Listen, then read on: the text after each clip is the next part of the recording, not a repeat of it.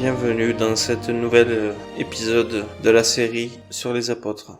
Aujourd'hui, nous poursuivons notre chemin avec 3 apôtres que tout oppose. Un homme de feu, façonné par la colère et par le désir de justice.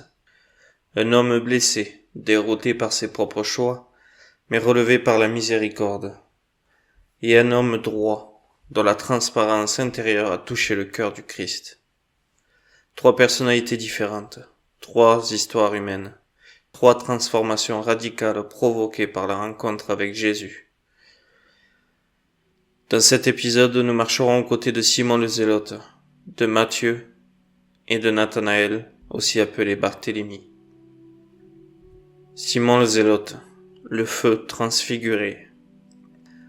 Avant de rencontrer Jésus, Simon portait en lui un feu dangereux. Ce n'était pas un feu de joie, c'était un feu de colère.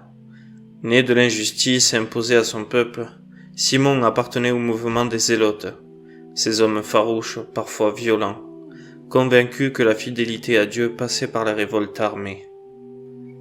Pour Simon, défendre la foi signifiait combattre Rome, combattre l'oppression, combattre tout ce qui menaçait Israël. Il avait un cœur ardent, mais mal orienté, un feu immense, mais destructeur.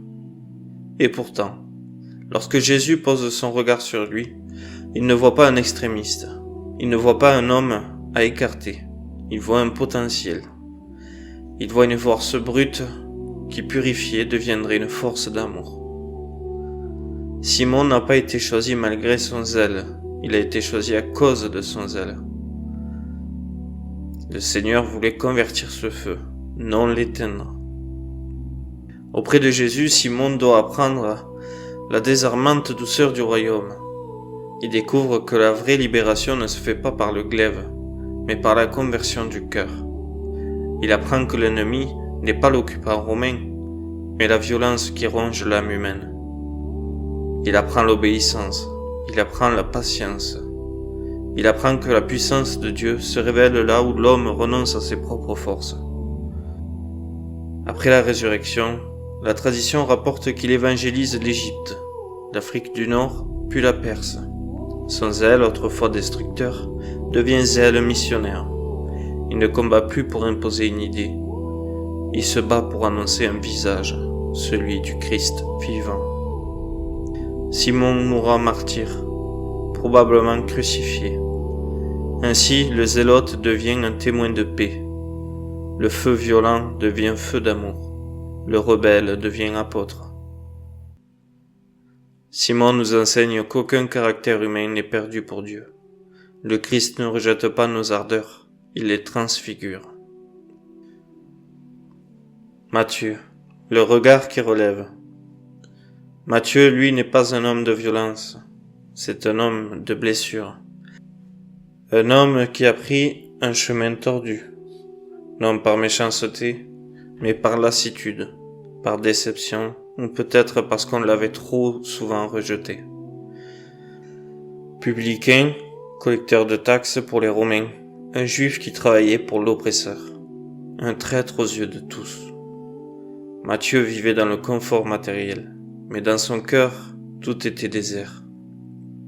Riche, mais seul, respecté par les puissants, méprisé par son peuple. Un homme à qui l'on ne disait plus jamais la vérité, et qui avait peut-être cessé de croire qu'il pouvait être aimé. Un jour, Jésus passe devant la guérite de Matthieu. Il le regarde. Ce regard voit ce que personne ne voyait plus, un cœur capable de renaître. Jésus ne lui dit pas « Voilà ce que tu devrais changer ». Il ne lui fait aucun reproche. Il prononce 2 mots. Suis-moi. Et Matthieu se lève, sans hésitation, sans calcul. Il quitte son argent, sa sécurité, sa façade, pour suivre celui qui lui rend une dignité. Ce geste dit tout de la puissance de la miséricorde. Matthieu était un homme blessé, brisé, mais il avait encore un cœur capable de s'ouvrir.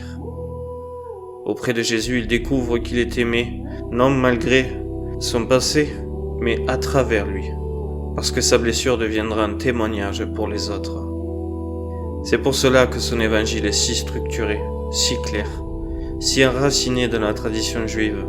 Il commence par la généalogie du Christ, pour rappeler à Israël que Jésus accomplit vraiment les promesses faites à David et aux prophètes. Matthieu, l'homme qui avait tourné le dos à sa foi, retrouve enfin sa propre identité. Après la résurrection, il part évangéliser l'Arabie, l'Éthiopie et la Perse. L'homme du compromis devient l'homme de la fidélité, et son martyre est d'une beauté bouleversante. La tradition rapporte qu'il fut poignardé ou décapité, alors qu'il célébrait l'Eucharistie. L'homme qui autrefois manipulait l'argent d'un empire païen meurt avec les mains occupées non plus à compter, mais à consacrer. Son sang scelle sa transformation. Il meurt comme il a vécu depuis sa conversion, entièrement donné. Matthieu nous apprend que personne n'est défini par ses erreurs. Nous sommes définis par le regard du Christ, un regard qui relève, qui pardonne, qui recrée. Nathanaël ou Barthélemy, la transparence du cœur. Avec Nathanaël, nous entrons dans un autre univers. La simplicité, la vérité, la pureté intérieure. Sa première réaction lorsqu'on lui parle de Jésus est une phrase d'une franchise déconcertante. De Nazareth, peut-il sortir quelque chose de bon? Ce n'est pas un homme méprisant, c'est un homme vrai. Il ne dit jamais ce qu'il ne pense pas. Il n'a pas l'habitude de jouer un rôle. Et Jésus aime cela. Lorsque Nathanaël s'avance, Jésus dit « Voici un Israélite en qui il n'y a pas de fraude. » Un homme droit, un homme dont l'intérieur est aussi clair que l'extérieur. Puis Jésus ajoute une parole qui bouleverse Nathanaël. « Avant que Philippe te dise « Viens et vois », quand tu étais sous le figuier, je t'ai vu. Dans la tradition juive, le figuier est le lieu de la prière intime, le lieu où l'on expose son âme, où l'on crie vers Dieu en secret. Sous ce figuier, Nathanaël avait sans doute laissé monter son espérance, sa fatigue, peut-être même son incompréhension devant le silence de Dieu. C'était un moment qu'il croyait n'être qu'entre lui et le Seigneur. Et Jésus lui révèle « Je t'ai vu, je t'ai entendu, je ne t'ai pas caché ma face. » Alors Nathanaël comprend immédiatement qu'il reconnaît en Jésus celui qui voit le cœur, celui qui entend la prière secrète, celui qui connaît l'âme mieux qu'elle-même. Et il déclare « Tu es le Fils de Dieu, le roi d'Israël ?»